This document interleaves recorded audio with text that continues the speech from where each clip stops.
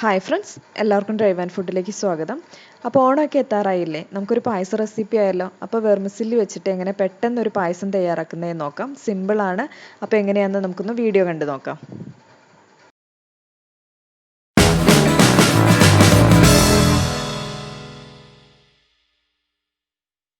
ഞാനിപ്പോൾ തയ്യാറാക്കുന്ന പായസത്തിന് ഒരു പിങ്ക് കളറാണ്. അപ്പോൾ അത് കിട്ടാൻ വേണ്ടിയിട്ട് ഞാൻ യൂസ് ചെയ്തേക്കുന്നത് ബീട്രൂട്ടാണ്. ബീട്രൂട്ട് ഇതുപോലെ ചെറുതായിട്ട് അരിഞ്ഞതിന് ശേഷം ഈ ഒരു ഗ്ലാസ്സിന് ഒരു ഗ്ലാസ് വെള്ളം ചേർത്ത് കൊടുക്കാം. ആ വെള്ളവും ബീട്രൂട്ടും കൂടി നല്ലതുപോലെ ഒന്ന് തിളപ്പിക്കാം. തിളപ്പിച്ചതിന് ശേഷം ആ വെള്ളത്തിൻ്റെ ഒരു 1/4 ഭാഗത്തോളം നമ്മൾ വറ്റിച്ചെടുക്കുക. അപ്പോൾ ആ കളറ് ഫുള്ളായിട്ട് ആ വെള്ളത്തിലേക്ക് ഇറങ്ങിക്കോളും. ഇതുപോലെ നല്ലതുപോലെ തിളപ്പിച്ചതിന് ശേഷം നമുക്കതൊന്ന് ചൂടാറാനായിട്ട് വയ്ക്കാം. നല്ലതുപോലെ ആറിയതിന് ശേഷം വേണം നമ്മൾ പായസത്തിലേക്ക് മിക്സ് ചെയ്ത് കൊടുക്കാൻ വേണ്ടിയിട്ട്. ഇതിപ്പോൾ റെഡി ആയിട്ടുണ്ട്. നമുക്ക് തീയൊന്ന് ഓഫ് ചെയ്യാം.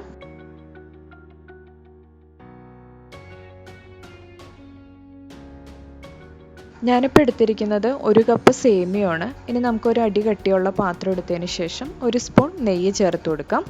അതിനുശേഷം നമുക്ക് ഇതിലേക്ക് സേമിയ ഇട്ട് കൊടുത്തിട്ട് ഒന്ന് നല്ലതുപോലെ ഒന്ന് വഴറ്റിയെടുക്കാം.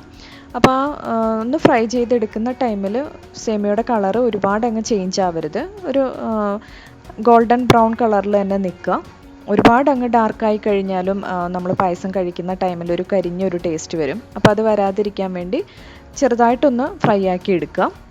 അതിനുശേഷം ഞാനിപ്പോൾ ഇതിൻ്റെ കൂടെ തന്നെ പഞ്ചസാരയും കൂടി ചേർത്ത് കൊടുക്കുകയാണ്. അപ്പോൾ ഈ ടൈമിൽ നമ്മൾ പഞ്ചസാര ചേർക്കുകയാണെന്നുണ്ടെങ്കിൽ പഞ്ചസാര ക്യാരമലൈസ് ചെയ്തതിൻ്റെ ഒരു ടേസ്റ്റും കൂടി നമുക്ക് ഈ പായസത്തിൽ കിട്ടും. അപ്പോൾ അതൊരു നല്ലൊരു ടേസ്റ്റ് ആയിരിക്കും പായസത്തിന്. അപ്പോൾ ഞാനിപ്പോൾ ഇവിടെ ഒരു 4 സ്പൂൺ പഞ്ചസാര ചേർത്ത് കൊടുക്കുന്നുണ്ട്. അപ്പോൾ പഞ്ചസാര ചേർത്ത് കൊടുക്കുമ്പോൾ ഓരോരുത്തരുടെ ഇഷ്ടത്തിനനുസരിച്ച് മധുരത്തിനനുസരിച്ചൊക്കെ ചേർത്ത് കൊടുക്കുക. പിന്നെ ഇതിന് ശേഷം ഇനി മധുരം പാകത്തിനല്ലാന്നുണ്ടെങ്കിൽ നമുക്ക് പായസം റെഡിയാവുന്ന ടൈമിൽ പഞ്ചസാര ചേർത്ത് കൊടുക്കാവുന്നതേ ഉള്ളൂ. അതൊന്നും കുഴപ്പമൊന്നുമില്ല. ഇനി നമുക്കിതിലേക്ക് പാല് ചേർത്ത് കൊടുക്കാം. അപ്പം ഞാനിവിടെ നേരത്തെ തിളപ്പിച്ചെടുത്ത പാലാണ് ചേർത്ത് കൊടുക്കുന്നത്. അതിനുശേഷം ഇപ്പോൾ നമ്മൾ ഈ പഞ്ചസാര ഡയറക്റ്റ് ചേർത്ത കാരണം ചെറുതായിട്ട് ആ സേമിയയും പഞ്ചസാരയും കൂടി ഒന്ന് കട്ടയായിട്ടുണ്ടാവും. അത് കുഴപ്പമില്ല. ആ ചൂടൊന്ന് കയറി പാലും സേമിയയും കൂടി ഒന്ന് തിളയ്ക്കുന്ന ടൈമിൽ അത് ഓക്കെ ആയി വന്നോളും.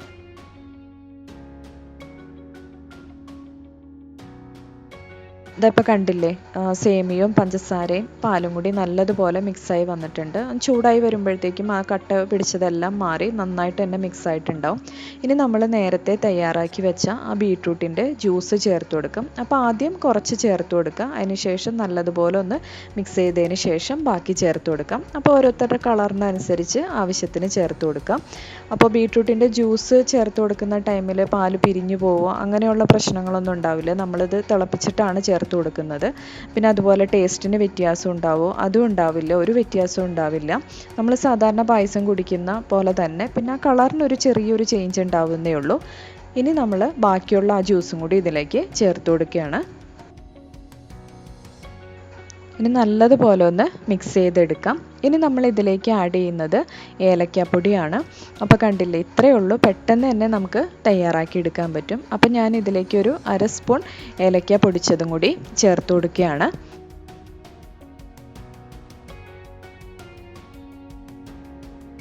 ഇനി ഇത് നമുക്കൊന്ന് നന്നായിട്ട് മിക്സ് ചെയ്തെടുക്കാം.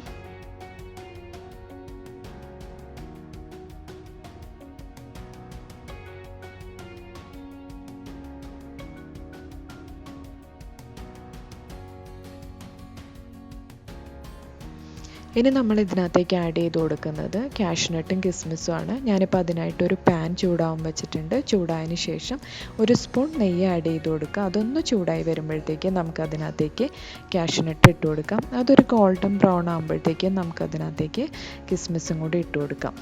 ഇനി ഞാൻ ഇതിനകത്തേക്ക് ലാസ്റ്റിലേക്ക് ഒരു പിഞ്ച് ഉപ്പും കൂടി ചേർത്ത് കൊടുക്കുന്നുണ്ട്. ആ മധുരം ഒന്ന് ബാലൻസ് ആകാൻ വേണ്ടിയിട്ടാണ്.